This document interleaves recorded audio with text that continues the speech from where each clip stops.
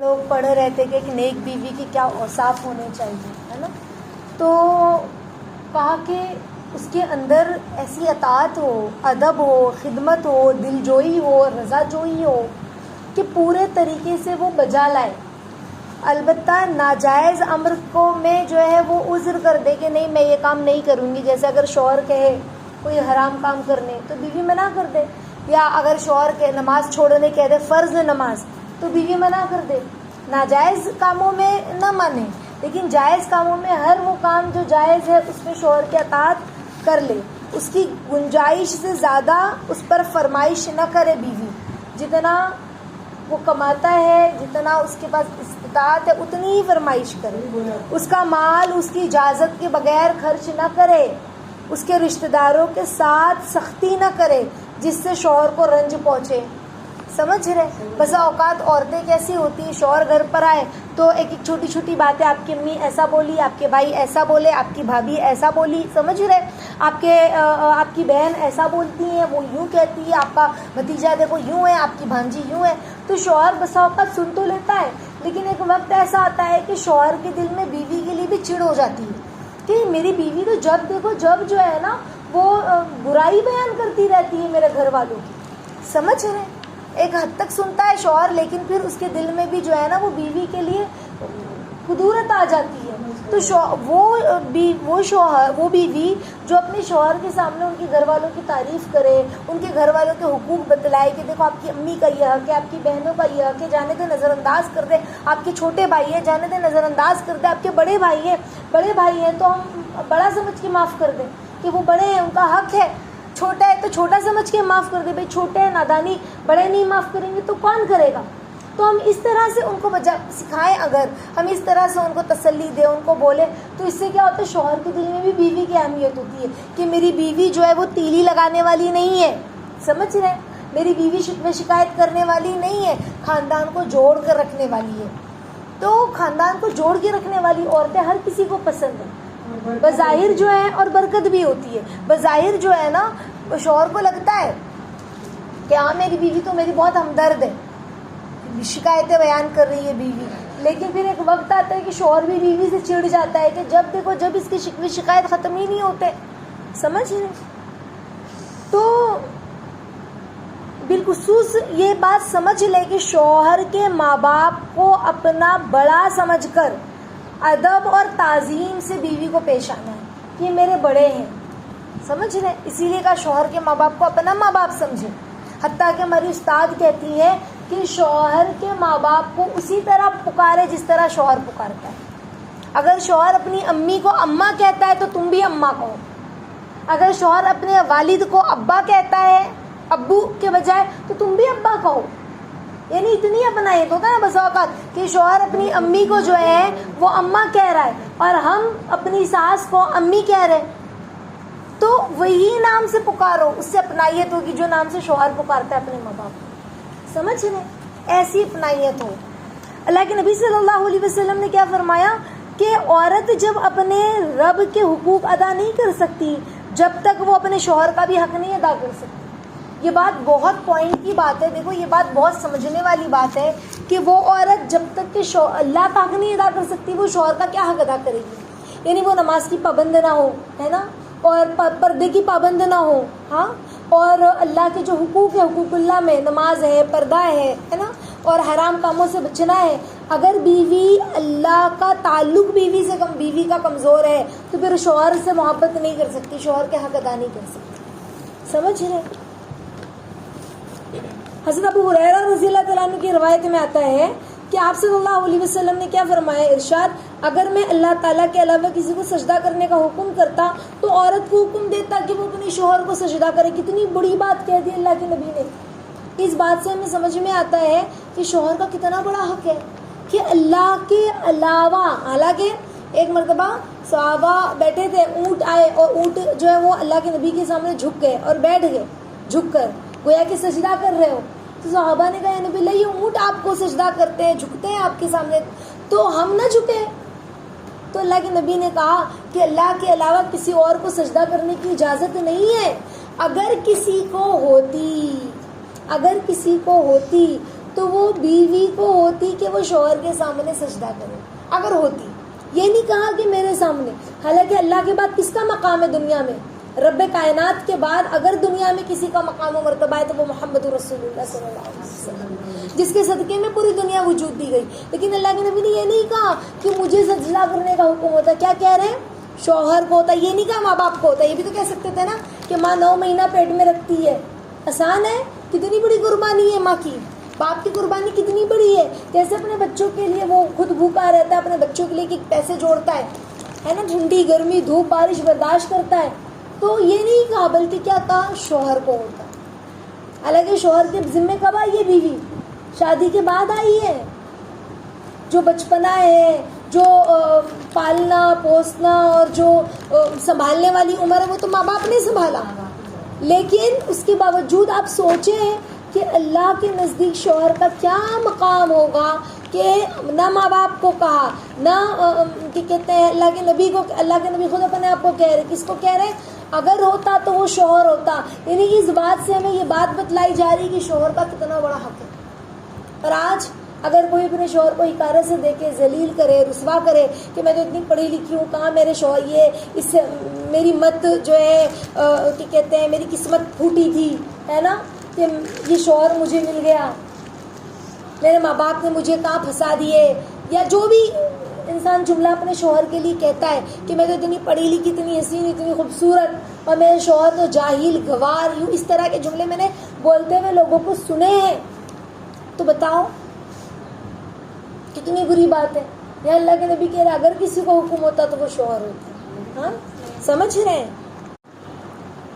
تو اما عائشہ رضی اللہ تعالیٰ عنہ سے مروی ہے، تو کہا کہ اما عائشہ رضی اللہ تعالیٰ عنہ سے مروی کہ آپ صلی اللہ علیہ وسلم نے ارشاد فرمایا اگر آدمی اپنی بیوی کو حکم دے کہ وہ جبل احد کی چٹان کو جبل اسود کی طرف منتقل کر دے، یعنی احد پہاڑ کو، جبل احد پہاڑ کو، جبل اسود یہ پہاڑ کا نام ہے، اس کی طرف منتقل کر دے، اور جبل اسود کو جبل احد کی طرف منتقل کر دے، تو اس کا حق ہے کہ وہ ایسا کرے. پھر بیوی، یعنی کتنا کٹھن کام ہے، کوئی کر سکتا ہے پہاڑ کو یہاں سے وہاں.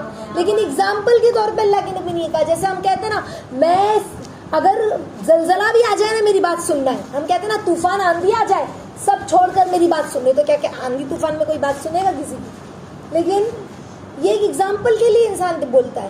تو یہ اللہ کے نبی نے شوہر کی بات کی اہمیت بتلانے کے لیے کہ شوہر کی بات کی کیا ویلیو ہے، کہ اگر وہ پہاڑ جو ہے نا جبل احد اسود کی طرف، اسود کو احد کی طرف منتقل کرنے کہتے تو تم کر دو اس طرح سے. اور ہم عائشہ رضی اللہ تعالیٰ عنہ عورتوں کو اپنے شوہروں کے بارے میں وصیت کرتی تھی، اور کیا کہتی تھی؟ سخت لہجے میں کہتی تھی بہت کہ اے عورتوں کی جماعت، اگر تم جان لیتی نا کہ تم پر تمہارے شوہروں کے کیا حقوق ہیں تو تم ان کے قدموں کے غبار کو، یعنی ان کے قدموں کی دھول کو اپنے چہروں کے رخسار سے صاف کرتی. جیسے ہم کہتے ہیں نا جوتے کو چہرے سے صاف کرنا، اسی طرح سے ہم عائشہ مثال دے رہی ہیں کہ اگر تمہیں پتہ چل جاتا کہ شوہر کا کیا حق ہے، یعنی سارے عورتوں کو تعلیم جب دیتی تو ان کو بتاتی کہ تمہیں پتہ ہے سخت لہجے میں کہ تمہیں اگر پتہ چل جائے شوہر کا کیا حق ہے تو تم اپنے چہروں کے رخساروں سے، گالوں سے اپنے شوہر کے پیروں کے دھول کو صاف کرتی. اتنا حق ہے اگر تمہیں پتہ چل جاتا تھا. کتنی بڑی بات. اللہ کے نبی صلی اللہ علیہ وسلم نے فرمایا نا کہ خاوند کا حق اس کی بیوی پہ اتنا زیادہ ہے کہ اگر شوہر کے بدن پر زخم ہو جائے، اللہ کے نبی کیا فرما رہے؟ شوہر کے بدن پر زخم ہو جائے اور اس کے اندر سے پیپ نکلے، اللہ اکبر، اور اس کی بیوی اس کو زبان سے چاٹ کر صاف کرے، تب بھی اس کا حق ادا نہیں کر سکتی. یہ نہیں کہا کہ صاف کرو زبان سے، یہ حکم نہیں دیا ہمیں، لیکن اللہ کے نبی کہہ رہے ہیں ایگزامپل کے طور پر کہ اگر تم یہ کام بھی کرو گی نا تب بھی تم اس کا حق نہیں ادا کر سکتی. اللہ اکبر. حضرت طلق بن علی رضی اللہ تعالیٰ عنہ کہتے ہیں کہ رسول اللہ صلی اللہ علیہ وسلم نے فرمایا جب کوئی شخص اپنی بیوی کو اپنی حاجت پوری کرنے کے لیے یعنی جمع کرنے کے لیے بلائے تو بیوی کو شوہر کے پاس پہنچ جانا چاہیے، اگرچہ وہ چولہے کے پاس ہو. چاہے یعنی بیوی چاہے اگرچہ چولہے کے پاس، ہانڈی کے پاس کھانا بنا رہی ہو اور شوہر اسے بلا رہا ہے تو وہ اس چولہے کو چھوڑ دے, تنور کی روٹی کو چھوڑ کر اپنے شوہر کے پاس چلی جائے اگر شوہر اسے اپنی ضرورت کے لیے بلا رہے تو کتنی بڑی بات ہے. یعنی شوہر کا حق اتنا زیادہ اسلام ہمیں بتلاتا ہے. تو شوہر کو حکارت سے دیکھنا, اسے کام کروانا, سمجھ رہے, اسے صاف صفائی کروانا, اس سے ہوتا ہے نا یہ کر دو وہ کر دو. بعض لوگ تو بہت زیادہ حد کر دیتے اپنے شوہر سے اتنا کام لیتے ہیں, چھوٹی چھوٹی بات میں گھریلو کام میں حکم دیتے ہیں, یہ کر دیجئے وہ کر دیجئے. بہت بری چیز ہے, بہت بری چیز ہے, سمجھ رہے. تو یہ تو بہت اہم ہے, ہر بیٹی کو یہ بات معلوم ہونی چاہیے کہ شوہر کا کتنا حق ہے. کہ شوہر کے بدن پر زخم بھی ہو جائے اور کہا کہ تم زبان سے 4 دفعہ صاف کرو, تب بھی نہیں ادا کر سکتی. اچھا, اس سے پہلے جب میں نے درس وہ کیا تھا تو کسی نے مجھ سے سوال کیا کہ آپا اماں عائشہ کا کام نہیں کرتے تھے کیا اللہ کے نبی؟ اپنے گھر کا کام اللہ کے نبی نہیں کرتے تھے؟ اللہ کے نبی تو کرتے تھے نا اپنے گھر میں کام, آٹا بھی گوندتے تھے اور جھاڑو بھی لگا دیتے تھے. تو اماں عائشہ بہت چھوٹی تھی, اماں عائشہ بہت چھوٹی تھی, بہت کم عمر تھی, 9 سال کی عمر میں ان کی بدائی ہوئی. آپ سوچ لیں کتنی, 9 سال کی, یعنی وہ کھیل رہی تھی, جھولے پر بیٹھی ہوئی تھی, بچیوں سے لڑکیوں کے ساتھ گڑیا کھیل رہی تھی. جب ان کو بلایا گیا کہ تمہاری بدائی ہو رہی ہے, ان کی اماں نے یا ان کی اماں کی جو کیا کہتے ہیں باندی جو ہے اس نے بلایا اور ان کے منہ کو دھلایا, کپڑے سے منہ صاف کیا پیالے میں پانی لے کر, اور پھر ان کو تیار کر کے ان کو ودا کیا. سمجھ رہے. تو اللہ کے نبی, بعض عورتیں کہتی ہیں کہ اللہ کے نبی نہیں کرتے تھے, سنت نہیں ہے یہ, بالکل سنت ہے. لیکن سنت کب ہے؟ جب شوہر خود سے بڑھ کر کرے. شوہر سے کروانا سنت نہیں ہے, شوہر بڑھ کر کرے یہ غلط بات ہے.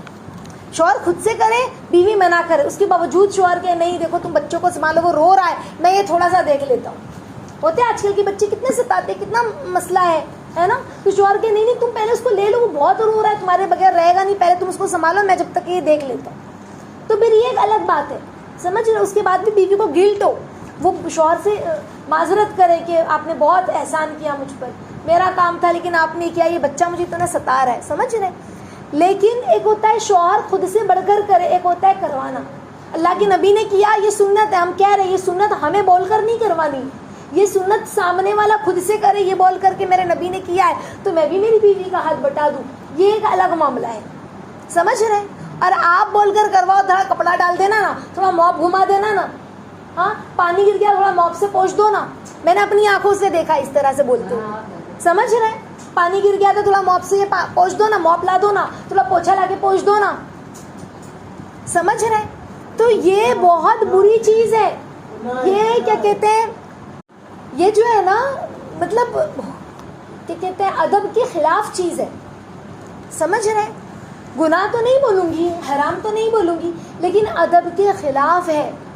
شوہر کی کتنی حیثیت ہے, کتنی عزت ہے, کتنا ادب ہے. پھر بیوی کہتی ہے کہ پھر وہ ہماری عزت کوئی نہیں ہے, ہمارا شوہر تو ایسا ہے ویسا ہے ویسا ہے. 100 میں ایک خراب ہے بھی اگر تو اس کا اور اللہ کا معاملہ ہے. ہمارا جو حق بنتا ہے ہم نے اسے پورا کرنا ہے. جیسے میں بارہا آپ لوگوں کو زبیر رضی اللہ عنہ کی مثال دیتی ہوں, ہے نا, کہ زبیر رضی اللہ عنہ کیسے کہتے تھے, میں خڑوس مزاج, اکھڑ مزاج آدمی, لیکن بیوی کی محبت, لاڈ پیار, اس کا اخلاص, اس کی خدمت نے مجھے بدل کے رکھ دیا, سمجھ. تو وہ بیوی کے اندر وہ کوالٹی ہو. یہ ایسا نہیں کہ ہم ایک ہی بار محبت سے پیش آئیں گے اور شوہر ساری اپنی گالیاں بھول جائے اور غصہ بھول جائے.